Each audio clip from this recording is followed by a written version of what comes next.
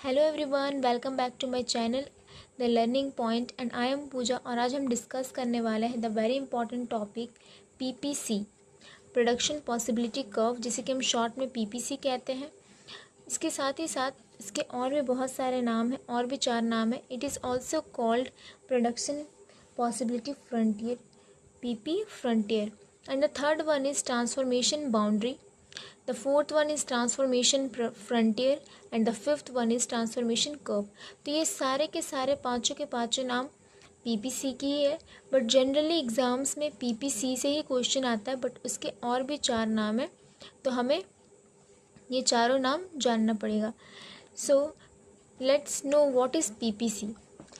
Production possibility curve refers to the graphical presentation of possible combination of two goods which can be produced with given resources and technology. So production possibility curve एक graphical presentation है of possible combination of two goods, जहाँ पर आपका two goods का production होता है which can be produced with given resources and so बहुत ही short way में मैंने आपको समझाया है, ताकि बहुत ही ईजी वे में मैंने इसे बहुत ही शॉर्ट वे में लिखा है ताकि आपको ईजीली अंडरस्टैंड हो जाए. सो अब पीपीसी के कुछ अजम्पशंस भी हम एजम्पशंस देख लेते हैं. So the first assumptions are resources are fixed. PPC में आपका रिसोर्सेज जो है वो फिक्स्ड होगा. The second one is with given resources only 2 goods can be produced. जो आपका रिसोर्सेज दिया गया है इसमें बस आप 2 गुड्स ही प्रोड्यूस कर सकते हो, उससे ज़्यादा प्रोड्यूस नहीं कर सकते हो. The third one is technology is assume to be constant. Technology जो है आपका कॉन्स्टेंट होगा. टेक्नोलॉजी आप चेंज नहीं कर सकते, क्योंकि अगर आप टेक्नोलॉजी चेंज करते हो तो मे बी पीपीसी कर्व बनने में प्रॉब्लम हो सकती है. So the fourth one is resources are fully utilised. आपको जो रिसोर्सेज दिया गया है उसको आपको फुल्ली यूटिलाइज्ड करना है. सो हम देख लिए पीपीसी क्या होता है. पीपीसी के और भी 4 नाम हम जान लिए. And the what are the assumptions और पीपीसी. सो एजम्पशंस, उनका रिसोर्सेज जो है वो फिक्स्ड रहेगा. विद गिवन रिसोर्सेज आप बस 2 गुड्स ही प्रोड्यूस कर सकते हो. टेक्नोलॉजी आपका कांस्टेंट रहेगा और रिसोर्सेज को आपको फुल्ली यूटिलाइज्ड करना है.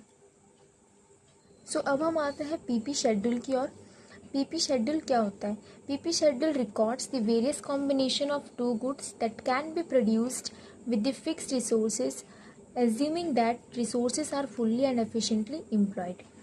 PP schedule production possibility schedule होता है, जो कि वेरियस कॉम्बिनेशन ऑफ 2 गुड्स को रिकॉर्ड करता है, एक टेबल फॉर्म में बनाता है, एक शेड्यूल बनाता है that can be produced with the fixed resources, assuming that resources जो आपको दिया गया है वो fully and efficiently employed है.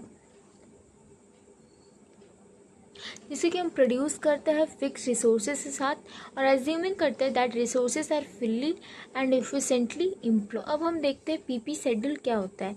पीपी शेड्यूल में आपको एक कॉम्बिनेशन दिया गया है जिसमें कि ए बी सी डी और ई है, और एक गुड एक्स है और गुड वाई है.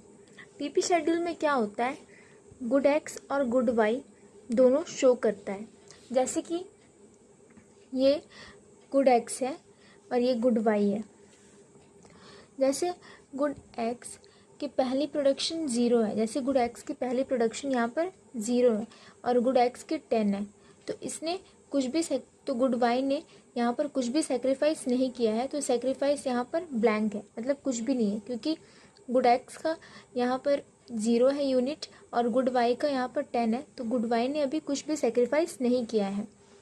अब नेक्स्ट कॉम्बिनेशन में देखते हैं. कॉम्बिनेशन बी में गुड एक्स का यूनिट यहाँ पर 1 है और गुड वाई का यूनिट यहाँ पर 9 है, तो गुड वाई ने अपना 1 यूनिट माइनस किया है, तो गुड एक्स को यहाँ पर 1 यूनिट मिला है.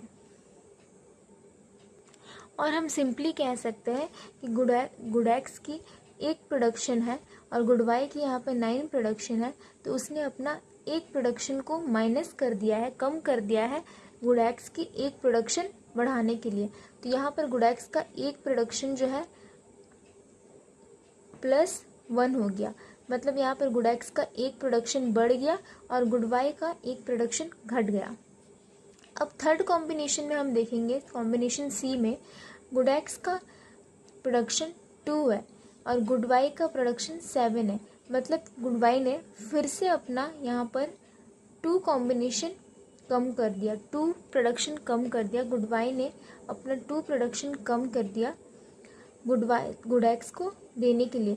तो यहाँ पर +1 गुड वाई ने अपना 2 प्रोडक्शन कम किया गुड एक्स को देने के लिए। तो यहाँ पर गुड एक्स जो है वापस से +1 हो जाता है, एक प्रोडक्शन उसको वापस से मिल जाता है, तो वो 1 से अब 2 हो चुका है। ऐसे ही कॉम्बिनेशन डी में हम देखेंगे गुड एक्स का जो प्रोडक्शन है वो 2 से 3 हो चुका है, मतलब +1 हो चुका है वापस से। और यहाँ पर गुड वाई का प्रोडक्शन वापस से -3 हो चुका है। अब गुड वाई ने अपना प्रोडक्शन वापस से कम कर लिया एक और गुड एक्स को अपना प्रोडक्शन देने के लिए, ताकि गुड एक्स का प्रोडक्शन हो सके। तो इस वजह से गुड एक्स का यहाँ पे प्रोडक्शन एक और बढ़ गया और गुड वाई का यहाँ पे प्रोडक्शन 3 कम हो गया। अब एट द लास्ट हम देखते हैं गुड एक्स का जो प्रोडक्शन है वो वापस से +1 हो जाता है, मतलब वापस से एक और हो जाता है 3 से 4। गुड एक्स का प्रोडक्शन और बढ़ जाता है और यहाँ पर गुड वाई का प्रोडक्शन 4 से 0 हो जाता है। मतलब यहाँ पर और एक प्रोडक्शन वो अपना कम करता है, तो यहाँ पर इसका प्रोडक्शन 10 से 0 हो जाता है और गुड एक्स में उसका प्रोडक्शन 0 से 4 हो जाता है। तो यहाँ पर अब रेट ऑफ सेक्रीफाइस में हम देख सकते हैं, जब गुड एक्स का प्रोडक्शन 0 था और गुड एक्स का 10 था, तब यहाँ पर गुड वाई ने कुछ भी सेक्रीफाइस नहीं किया, तो यहाँ पर ब्लैंक था। ये rate of sacrifice of Y है, ये गुड वाई का सेक्रीफाइस हम यहाँ पर सारा लिखेंगे।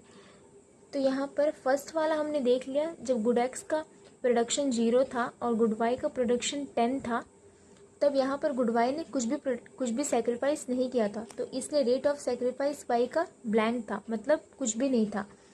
बट जब कॉम्बिनेशन बी में जब गुड एक्स का प्रोडक्शन 1 हुआ, तब यहाँ पर गुड वाई ने अपना एक प्रोडक्शन कम कर दिया था गुड एक्स को देने के लिए, ताकि गुड एक्स का एक प्रोडक्शन बढ़ सके। तो यहाँ पर हम लिख सकते हैं कि तो यहाँ पर गुड वाई ने अपना एक प्रोडक्शन माइनस किया था एक प्रोडक्शन एक्स को देने के लिए।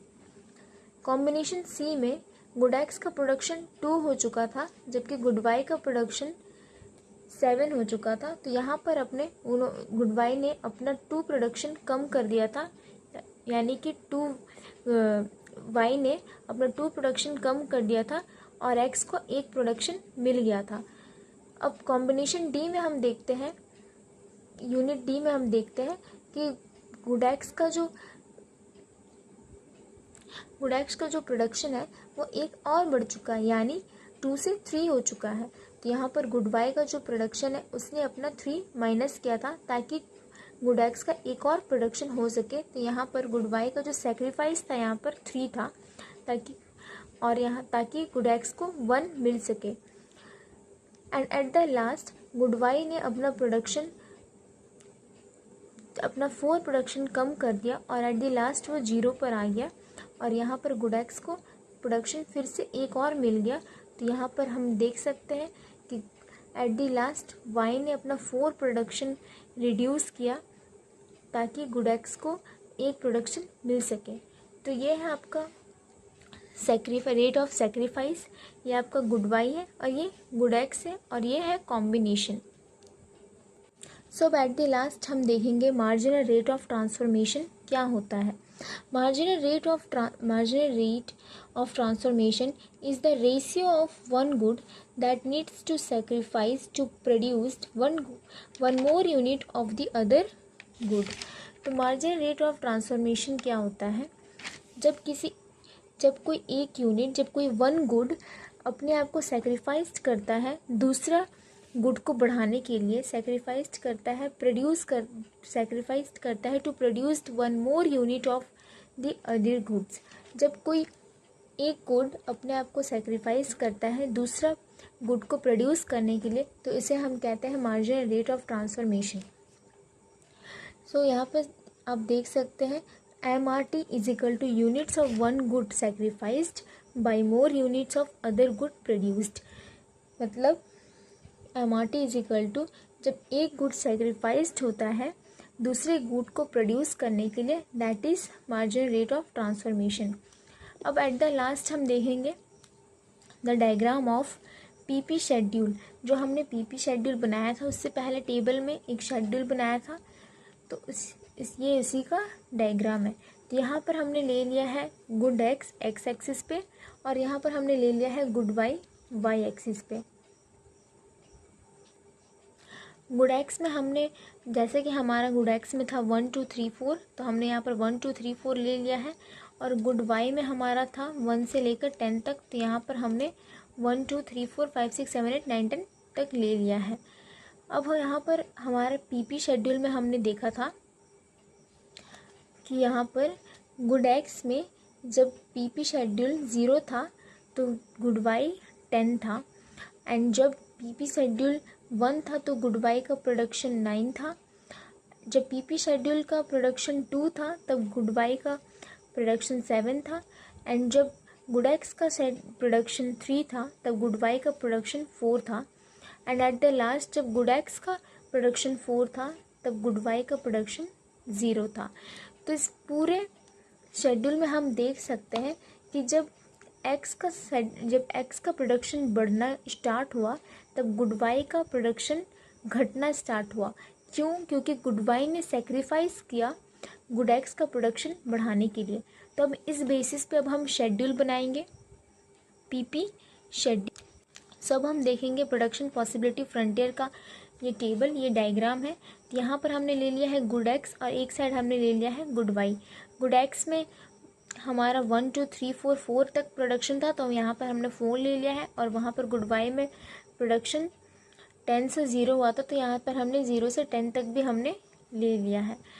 तो अब अकॉर्डिंग टू शेड्यूल हमने देखा था टेबल में, जब गुड एक्स का प्रोडक्शन 0 था तब गुड वाई का प्रोडक्शन 10 था। तो यहाँ पर हमने गुड एक्स पर 0 ले लिया है एंड गुड वाई में 10 को मार्क कर लिया है। तो ये हमारा पहला हो गया, पहला प्रोडक्शन। जब गुड एक्स का प्रोडक्शन 1 था तब गुड वाई का प्रोडक्शन रिड्यूस हो गया था 9। गुड वाई ने अपना एक सेक्रीफाइस किया था प्रोडक्शन गुड एक्स को अपना एक प्रोडक्शन देने के लिए। तो यहाँ पर हमने सेकंड को मार्क कर लिया है। फिर थर्ड वन में कॉम्बिनेशन सी में हमने देखा था जब गुड एक्स का प्रोडक्शन 2 था तब गुड वाई का प्रोडक्शन 7 था।